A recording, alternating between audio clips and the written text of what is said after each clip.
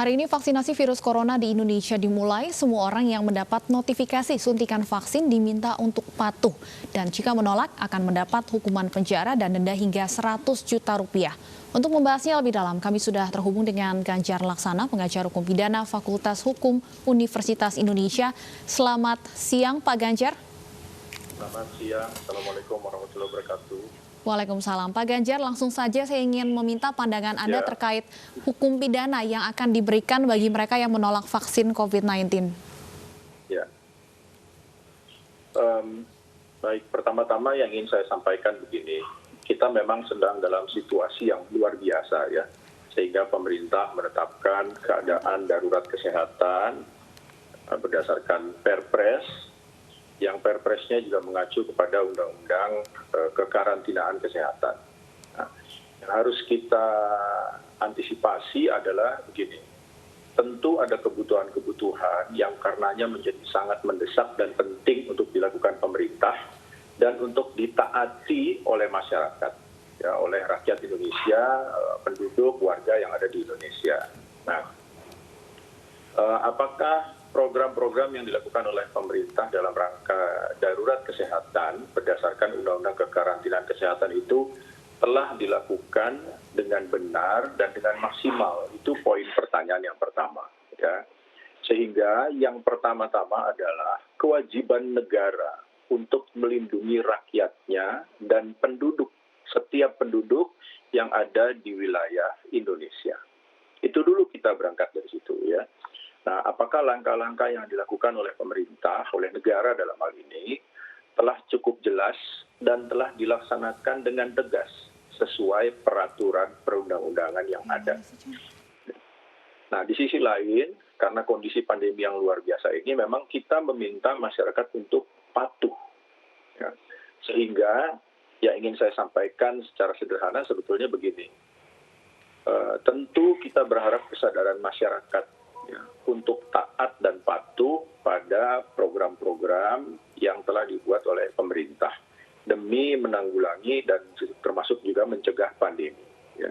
Nah, cuma pertanyaan besarnya adalah begini, apakah perlu ya diatur dengan ancaman pidana, baik di Undang-Undang Kekarantinaan Kesehatan maupun misalnya yang ada di Perda ya untuk DKI Jakarta. Baik. Nah, pertanyaannya di situ sebetulnya.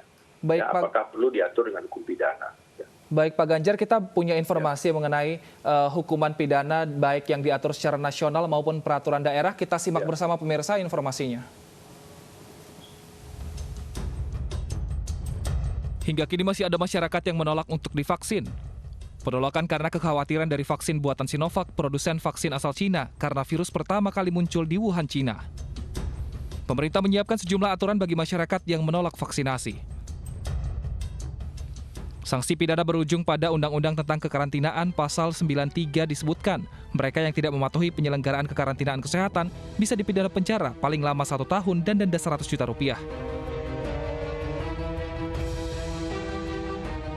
Sementara pemerintah DKI Jakarta sudah menyiapkan perda, mereka yang menolak vaksin akan dikenakan sanksi denda 5 juta rupiah.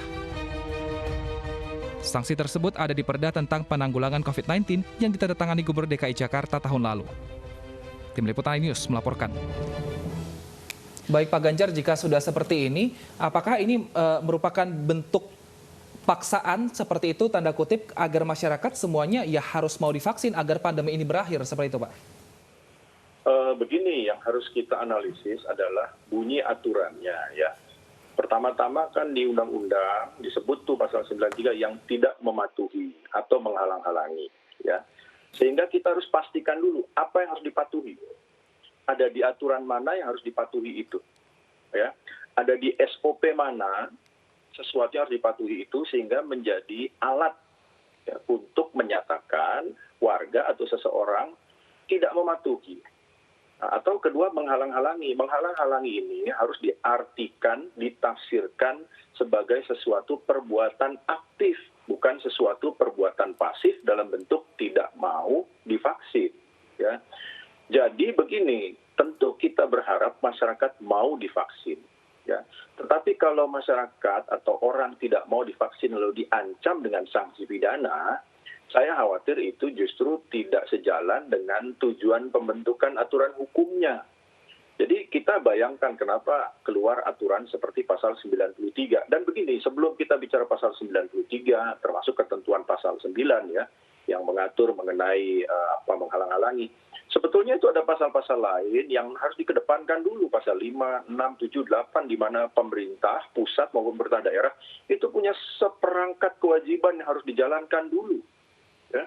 Jadi kewajiban utama di saat pandemi ini pertama melekat ke pemerintah. Nah, apakah pemerintah telah melaksanakan kewajibannya dengan benar? Itu dulu pertanyaannya. Jangan sampai tiba-tiba dalam rangka menjalankan kewajibannya, pemerintah menetapkan kewajiban baru pada rakyat, kepada masyarakat, lalu dengan mudahnya masyarakat dibebani ancaman pidana kalau tidak mematuhinya. Loh, pemerintah itu juga punya kewajiban loh menurut pasal 6, 7, 8. Sudah dijalankan atau belum? Ya, kebetulan nih rakyat Indonesia baik hati tidak mengambil tindakan hukum. Nah, jadi kalau kita melihat pasal 93, ya memang kalau ditafsirkan secara luas, seakan-akan bisa diterapkan kalau ada orang yang menolak divaksin. Tetapi menurut saya pribadi, dengan menggunakan penafsiran hukum, tidak mematuhi dan menghalang-halangi di situ tidak termasuk kepada orang yang tidak mau divaksin atau menolak divaksin.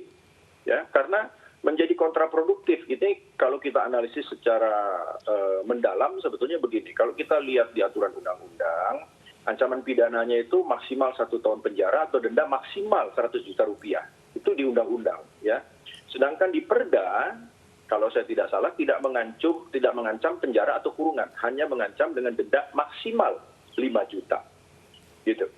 Artinya Anda menilai undang-undang yang digunakan pemerintah sebagai landasan hukum memberikan sanksi pidana ini sebenarnya tidak sesuai atau tidak bisa digunakan menjadi dasar untuk memberikan sanksi pidana? Ya begini, menegakkan hukum itu jangan sekedar menjalankan undang-undang. Ya, kalau sekedar melaksanakan pasal, ada orang melakukan perbuatan yang memenuhi pasal 93 lalu dijerat dengan sanksi pidana, itu namanya bukan penegakan hukum, tapi sekedar penegakan undang-undang. Ya, jadi kita perlu melihat apa sih sebetulnya riwayat lahirnya pasal 93. Ya, yang tidak patuh itu yang mana? Ya, nah, sekarang kan begini, jadi kalau kita lihat di sebelah mana sih sebetulnya aturan yang menyatakan dengan tegas bahwa vaksin ini misalnya bagian dari kewajiban ya yang harus dilakukan yang harus dipatuhi oleh masyarakat. Ya, nah, kalaupun itu ada, apakah iya orang yang menolak divaksin mau diancam pidana?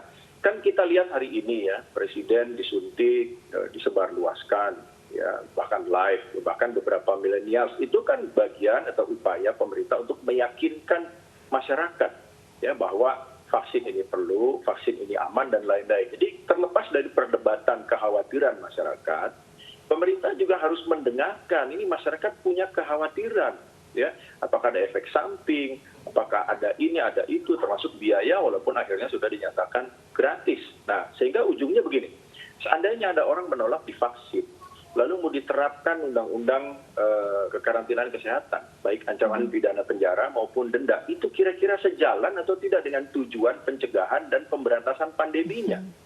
Ya, karena ancaman pidananya 1 tahun penjara saja tidak bisa dilakukan penahanan. Tapi kalau orangnya sampai dihukum penjara, masuk penjara, jangan-jangan malah kena COVID di dalam situ nanti. Ya karena ujung-ujungnya di dalam penjara jangan-jangan dia juga tetap menolak divaksin. Kan begitu. Ya, sehingga penegakan hukumnya tetap harus sejalan dengan tujuan pembentukan undang-undang kekarantinaan kesehatan. Jangan malah memunculkan resiko terkena pandemi. Ya. Kalau saya bilang begini, kalau ada orang yang menolak divaksin, didata saja. Ya, didata, lalu kalau perlu dipublikasikan ini daftar orang-orang yang menolak vaksin, ya, sehingga nanti ya mohon maaf ya, mungkin orang akan memberi sanksi sosial saja menjaga jarak dengan orang itu, tapi kalau sampai dikenakan sanksi pidana, itu menurut saya tidak sejalan. Ditambah lagi begini, akhirnya hukum pidana dijadikan alat untuk menakut-nakuti rakyat untuk patuh pada pemerintah. Baik, pendekatan ancaman hukum pidana tidak kurang tepat rasanya ya untuk diberikan kepada masyarakat. Tidak sejalan dengan pencegahan dan pemberantasan harus lebih pandeminya. Penekanan kepada sosialisasinya artinya ya. Terima kasih banyak Pak Ganjar sudah bergabung bersama kami di iNews Siang. Semoga sehat selalu Pak.